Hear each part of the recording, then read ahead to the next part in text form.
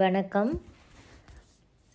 கொஞ்சம் பேர் கேட்டுட்ருக்காங்க, மார்பக கட்டிகளுக்கு உடலில் ஏற்படும் அங்கங்கே தங்கி ஒரு கட்டிகளாக ஃபார்ம் ஆகுதில்ல, இதுக்கு ஏதாவது ஒரு டிப்ஸ் சொல்லுங்கள் அப்படின்னு சொல்லிட்டு. ஸோ இதை நான் சித்தகுருக்கிட்ட கேட்டேன். அவர் கொடுத்த இந்த ஒரு டிப்ஸை தான் இப்போ நான் உங்களோட பகிர்ந்துக்க போகிறேன்.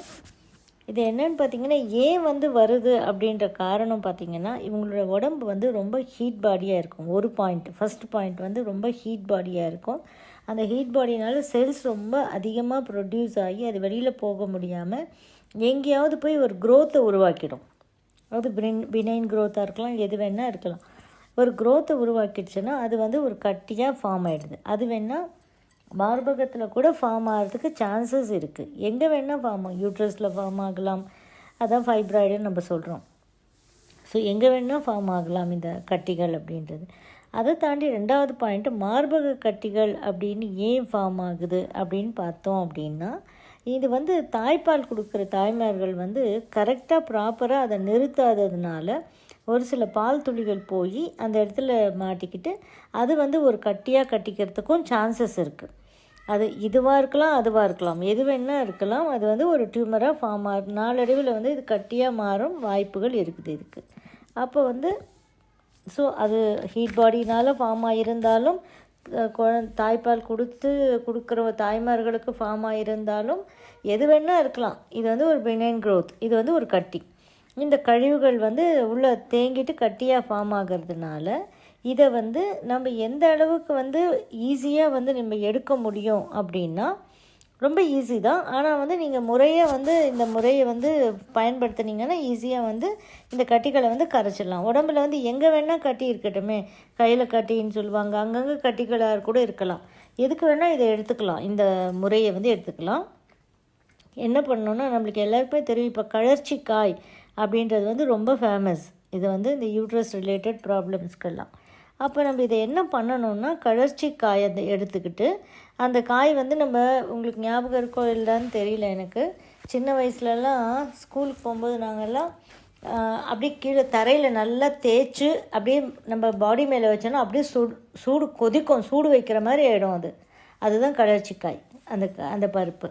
ஸோ அந்த கழற்சிக்காயை எடுத்துக்கிட்டு நம்ம நல்லா ஒரு இட்லி பாத்திரத்தில் அடியில் பசும் பால் விடணும். ஃபஸ்ட்டு பசும் பால் ஒரு 1/4 லிட்டரோ 1/2 லிட்டரோ ஊற்றுங்க. இட்லி ஊற்றுறதுன்னு நினச்சிக்கோங்க. ஒரு 1/2 லிட்டர் பால் ஊற்றிடுங்க. மேல் ஒரு மத்தியில் இருக்கக்கூடிய தட்டில் இந்த கழற்சிக்காயை வச்சுடுங்க. வச்சுட்டு ஆவி போட்டுருங்க. இட்லி வேக வைக்கிறோன்னு நினச்சிக்கோங்க மனசில். அதை இட்லியை பாலில் வேக வைக்கிறீங்க. பால் அடியில் தண்ணிக்கு பதிலாக பால் ஊற்றுறீங்க. அதுவும் மாட்டுப்பாலாக தான் இருக்கணும். அதை போட்டு அந்த ஆவியில் இந்த கழற்சிக்காய் வேகும். அந்த ஆவியில் இட்லி வேகிற மாதிரி வேகும். ஃபுல்லாக வேகணும்னா ஃபுல்லாக வேகாது. அந்த ஆவியை இதான் வேடு கட்டுவாங்க அப்படின்னு சொல்லுவாங்க சித்த முறைகளில், வேடு கட்டுறது. ஸோ பாலில் ஒரு வேடு கட்டி அப்புறமா என்ன பண்ணணும், இது பாலில் நல்லா வேடு கட்டி இந்த ஆவி வந்ததுக்கப்புறமா ஒரு 15 நிமிஷம் அந்த மாதிரி ஆகும்னு வச்சுக்கோங்களேன். 15-20 நிமிஷம் ஆகும். அதுக்கப்புறமா இதை எடுத்துட்டு கொஞ்ச நேரம் பக்கத்தில் வைக்கணும். அது அந்த சில்லுன்னு ஆகும் இல்லையா, அந்த சூடின் தன்மை குறைஞ்சி கொஞ்சம் சில்லுன்னு ஆகும்போது என்ன பண்ணணும், நம்ம திரும்பவும் மோர் எடுத்துக்கணும். தண்ணி மோர். அந்த தண்ணி மோர் எடுத்துக்கிட்டு, இப்போது பாலில் வேடு கட்டணும் இல்லையா, இப்போது மறுபடியும் தண்ணி மோரில் வேடு கட்டணும். பாலில் வேடு கட்டி எடுத்து அந்த சூடெல்லாம் போனதுக்கப்புறமா திரும்பவும் தண்ணி மோர் அடியில் ஊற்றி மறுபடியும் அதே மாதிரி பாலில் வச்ச மாதிரி மறுபடியும் மோரில் வேடு கட்டணும். வேடு கட்டுறதுன்னா தட் இஸ் அந்த மோரினுடைய ஆவி அது மேலே படணும். டைரெக்டாக மோரில் போடக்கூடாது. இதுதான் அந்த வேடு கட்டுறது அப்படின்னு சொல்லுவாங்க. இது மாதிரி வச்சு இது வேடு கட்டிட்டு முதல்ல பாலில், ரெண்டாவது மோரில் வேடு கட்டிட்டு எடுத்து வச்சுக்கிறீங்க. எடுத்துட்டு கொஞ்சம் நேரம் ஆறுனதுக்கு அப்புறமா வெயிலில் காய வச்சுருங்க. நல்லா வெயிலில் காய வச்சுருங்க. வெயிலும் இம்பார்ட்டன்ட் தான் நம்மளுக்கு. வெயிலில் காய வச்சுட்டு அந்த மேலே ஒடிச்சிங்கன்னா அது ஓடு வந்துடும். ஓடு வந்தோடனே உள்ளே பருப்பு இருக்கும். அது கூட எதுவுமே நம்ம மிக்ஸ் பண்ணுறது கிடையாது.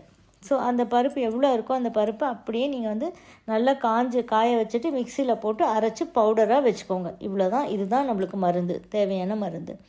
ஸோ இதை என்ன பண்ணோன்னா, எப்படி எடுக்கட்டுன்றது ஒரு முறை இருக்குது. காலைல 9 மணிக்கு, மத்தியானம் 12 மணிக்கு, திரும்பி ஈவினிங் 3 மணிக்கு, திரும்பி ஈவினிங் 6 மணிக்கு, திரும்பி 9 மணிக்கு, 12 மணிக்கு, 3 மணிக்கு, 6 மணிக்கு. இதான் ப்ராசஸ். இந்த சைக்கிளில் ஒரே ஒரு பிஞ்ச் அளவு 2 விரலால் வச்சு நம்ம ஆள்காட்டி விரலும் நம்முடைய தம்பம் வச்சு எடுத்தீங்க அப்படின்னா ஒரு பிஞ்ச் வரும் இல்லையா, அந்த பிஞ்ச் அளவுக்கு எடுத்து நம்ம வாயில் போட்டுக்கிட்டு கொஞ்சம் ஹாட் வாட்டர் குடிச்சிட்டோம் அப்படின்னா போதும். இது வந்து டெய்லி வந்து செஞ்சுக்கிட்டே இருங்க. இதே மாதிரி 4 முறை, ஒரு நாளைக்கு வந்து 4 முறையில் வந்து டைமிங் ரொம்ப இம்பார்ட்டண்ட் இதில். இது ஏன்னா சித்தகுரு கொடுத்த ஒரு டிப்ஸ்னால அவர் ரொம்ப அத்தன்டிகேட்டடாக எது சொன்னாலும் ஒரு ப்ராப்பர் இதோடு சொல்லுவார், ரீசனோடு சொல்லுவார். அதனால் 9, 12, 3, 6 மறுபடியும் 9, 12, 3, 6 இந்த மாதிரி டைமிங்ஸில் வந்து நம்ம ஒரு பிஞ்ச் வந்து எடுத்து ஹாட் வாட்டரில் எடுக்க என்ன ஆகும்னா நாளடைவில் இந்த கட்டிகள் வந்து கரைய ஆரம்பிக்கும். எத்தனை நாளில் கரையும்னு அகெயின் கேள்வி கேட்காதீங்க. இது ஒன்றும் பெரிய கஷ்டமான விஷயமே கிடையாது நம்மளுக்கு. ஏன்னா வந்து அலோபதி மருந்துகள் எடுத்து நம்ம ஏதோ முடியாமல் போய் தான் நம்ம வந்து ஏதாவது வழி கிடைக்குமா அப்படின்னு சொல்லி நம்ம தேடிக்கிட்டு இருப்போம் இல்லைங்களா. அப்போ வந்து எந்த முறைக்கும் வந்து இது வந்து இது கிடையாது, கஷ்டமானது ஒன்றும் யாருக்குமே ஒரு கஷ்டமான முறை இது கிடையாது. ப்ரிப்பேர் பண்ணுறதும் ரொம்ப ஈஸி தான். அண்டு வந்து இது சாப்பிட்ற முறையும் ரொம்ப ஈஸி தான். ஒரு பிஞ்சு தான் அப்படி எடுத்துக்க போகிறீங்க, வாயில் போட்டு நீங்கள் சுடு தண்ணி குடிக்க போகிறீங்க, அவ்வளோதான் இல்லையா. ஸோ அது வந்து ரொம்ப ரெகுலராக நீங்கள் பண்ணிக்கிட்டே வந்தீங்கன்னா நாளடைவில் வந்து கொஞ்சம் கொஞ்சமாக வந்து இந்த கட்டிகளினுடைய சைஸ் குறைஞ்சு ஒரு காலகட்டத்தில் கட்டி இல்லாமல் போயிடும். அது நீங்கள் கண்கூடாக பார்க்கலாம். பட் இதுக்கு வந்து லாங் ரன் டைம் எடுக்கும். எவ்வளோ நாளுன்னு சொல்லி எனக்கும் தெரியாது. ஏன்னா உங்கள் உடம்புல எவ்வளோ ஸ்ட்ராங்காக இருக்கோ அதை பேஸ் பண்ணி தான் இது வந்து கொஞ்சம் ஸ்லோவாக வேலை செய்யுமா ஃபாஸ்ட்டாக வேலை செய்யுமான்றது நமக்கு தெரியும். பட் வேலை செய்யுன்றது 100% வந்து நம்பி எடுங்க. எந்த விதமான கட்டிகள் இருந்தாலும் உங்களுக்கு வந்து அது கரைய ஆரம்பிச்சிடும். கொஞ்ச நாளில் நீங்கள் அந்த டிஃப்ரென்ஸ் பார்க்க ஆரம்பிக்கலாம், சைஸ் கம்மியாகிறது எல்லாத்தையும் பார்க்க ஆரம்பிக்கலாம். ஸோ அதுக்கப்புறமா வந்து கம்ப்ளீட்டாக குறையிற வரைக்கும் நீங்கள் எடுத்துகிட்டே இருந்தீங்கன்னா இதனுடைய பெனிஃபிட்ஸ் வந்து ரொம்ப இம்மென்ஸாக இருக்கும். அதனால் எடுத்து பார்த்து இதனுடைய ரிசல்ட்ஸ் வந்து எங்களுக்கு கமெண்ட்ஸில் சொல்லுங்கள். தேங்க்யூ ஃபார் வாட்சிங். வீடியோ உங்களுக்கு பிடிச்சிருந்தால் லைக் பண்ணுங்கள், ஷேர் பண்ணுங்கள், கமெண்ட் பண்ணுங்கள், சப்ஸ்கிரைப் பண்ணிக்கோங்க, பெல் ஐக்கான் ப்ரெஸ் பண்ணிக்கோங்க. ஸோ தட் நாங்கள் போடுற எந்த வீடியோவும் மிஸ் பண்ணாமல் உங்களுக்கு நோட்டிஃபிகேஷன் வரும்.